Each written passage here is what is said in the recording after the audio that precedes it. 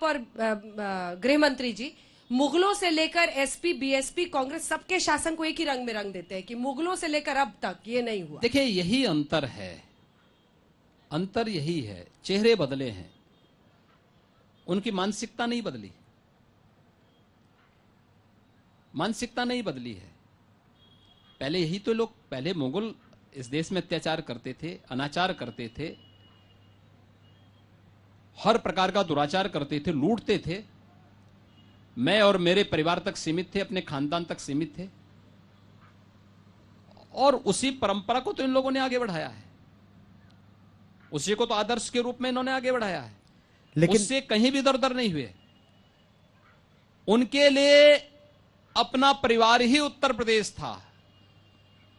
हमारे लिए 25 करोड़ की आबादी का राज्य ही परिवार है, अपना कोई परिवार नहीं, पूरा प्रदेश परिवार होगा, और उसकी सेवा वैसे ही करेंगे जैसे कोई अपने परिवार की करता है। यही अंतर है, और यही राम राज्य की अवधारणा है हमारे लिए। विपक्ष लेकिन यह कहता है कि राम का नाम भुनाने में आपको लाभ मिलता है, फायदा मिलता है, वोट मिलते हैं, क्योंकि आप विपक्ष की बात करते हैं तो कहते हैं राम भक्त तो हम भी हैं, हमारे पिताजी तो हनुमान जी के, बजरंगबली के बचपन से भक्त रहे हैं। हम तो चाहेंगे कि उनकी आने वाली पीढ़ियां भी बजरंगबली की शरण में आकर के हनुमान चालीसा का पाठ करें, रोज करें, मंदिर में भी करें, हनुमानगढ़ी में आकर के भी करें, और किसी चौराहे पर खड़े होकर सामूहिक रूप से पूरे खानदान के साथ करें। कम से कम पुरानी आत्माओं को इसी बहाने शांति मिल जाएगी। किनकी आत्माओं को शांति मिल जाएगी? जिन लोगों ने राम का विरोध किया था। चलिए अब जरा तड़पती हुई आत्माओं को शांति मिलना बहुत आवश्यक है। राम भरोसे या काम भरोसे पर अब आते हैं सर, क्योंकि अगर काम भरोसे है तो फिर सवाल लखीमपुर खीरी पर भी होगा। विपक्ष लगातार उस मुद्दे को उठा रहा है, और एक बात सब पूछ रहे हैं कि जहां जहां प्रियंका वाड्रा गांधी जाती हैं, योगी जी उनको गिरफ्तार करा देते हैं, तो नेता बना के ही आप रखेंगे उनको? हमने किसी को न गिरफ्तार किया है, न कोई इस लायक है कि हम किसी को गिरफ्तार कराएं।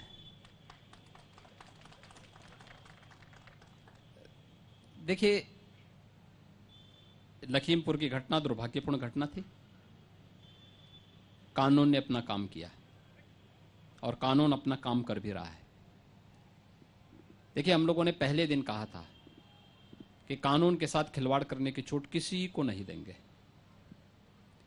हमारा संकल्प था, हम लोगों ने करके दिखाया। आज प्रदेश की कानून व्यवस्था देश के अंदर एक नजीर है। इसका लाभ यूपी को मिला है। यूपी का कोई नौजवान, यूपी का कोई नागरिक आज देश और दुनिया के अंदर पहचान का मोहताज नहीं है। वो जहां कहीं जाएगा, वो किसी जाति का हो, किसी मत का हो, किसी मजहब का हो, किसी संप्रदाय का हो, किसी भी उपासना विधि का अनुयायी क्यों न हो, आज उसको होटल में या धर्मशाला में जाकर के पहचान के संकट से नहीं गुजरना पड़ेगा। नहीं, 2017 के पहले क्या था? होटल में कमरे नहीं मिलते थे, धर्मशालाओं में रहने की जगह नहीं मिलती थी। यूपी के नौजवान को किसी भी अखिल भारतीय परीक्षा में हे नजरों से देखा जाता था, आज नहीं देखा जाएगा। इस पहचान के संकट से उत्तर प्रदेश की कानून व्यवस्था और उत्तर प्रदेश की सुशासन ने उत्तर प्रदेश के 25 करोड़ लोगों को एक तो मुक्ति दी, एक नजीर बना है उत्तर प्रदेश की कानून व्यवस्था। दूसरा, व्यापक निवेश इसके माध्यम से उत्तर प्रदेश के अंदर हुआ है। 1,61,00,000 नौजवानों को हम लोगों ने इसके माध्यम से रोजगार और नौकरी के साथ जोड़ा है। उत्तर प्रदेश के अंदर इसका लाभ भी हुआ है। पहले अपराधी सत्ता का सरपरस्त बनकर के जगह जगह सार्वजनिक संपत्तियों पर कब्जा करते थे, गरीबों की संपत्ति पर कब्जा करते थे, व्यापारियों की संपत्तियों पर कब्जा करते थे। पहले पुलिस आगे भागती थी, अपराधी उनके पीछे उनको दौड़ाते थे। आज उत्तर प्रदेश से अपराधियों का पलायन हो गया। पहले यहां के व्यापारी पलायन करते थे, आज अपराधी पलायन कर गए।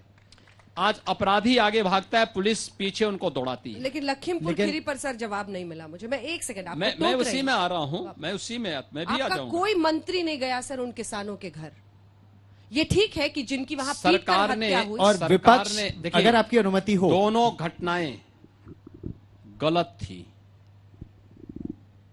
और उसकी पूरी जांच हो रही है। एसआईटी गठित शासन ने किया है। शासन ने अगर एसआईटी गठित किया है तो उसमें एसआईटी की पूरी रिपोर्ट आने दीजिए। मंत्री भी जाएंगे और लोग भी जाएंगे, लेकिन जनता की, जनार्दन की अदालत में उन सबको एक्सपोज करने की आवश्यकता है कि वास्तव में इनका चेहरा क्या है। और लखीमपुर की घटना में शासन की कार्रवाई पूरी तरह निष्पक्ष है, पूरी तरह पारदर्शी है। कहीं भी किसी को उंगली उठाने का अवसर सरकार नहीं देगी।